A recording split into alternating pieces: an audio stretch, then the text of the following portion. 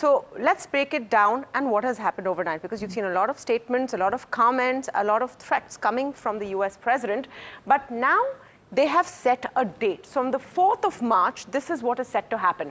25% tariffs on Mexico, Canada to take effect from 4th March. Remember, they had put in place a pause and said they would review in a month. The review has happened. He has decided to go ahead, and that is the fear factor. An additional 10% tariff on China will also take effect from the 4th of March. So in essence, what is happening is that the calculation or the estimation that Trump is merely making empty threats and may not follow through has now come apart. What they will also do is put in place reciprocal tariffs on most countries, which will come into force from the 2nd of April. So if you're wondering what's happening from an India perspective, if there's reciprocal tariffs against everyone, India will definitely get hit as well. Having said that, we are working on a formula, we're working on a deal right now, so we'll have to wait and watch. Now, India has so far weighed tariff cuts on electric vehicles, luxury goods, so we are doing our part.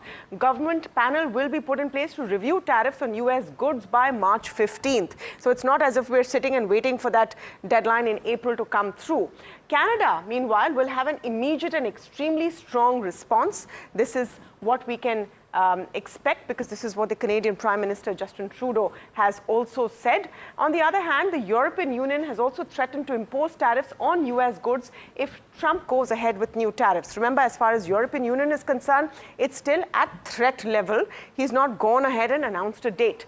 So what does this mean? Global trade war is simmering. The tariff war, protectionist policies could slow global economy further. So that is definitely one concern, and that's what the overall concern is. Let's listen in to what Donald Trump says on that 4th March point, which is what has spooked Indian markets today, because essentially what was seen as perhaps an empty threat that he would not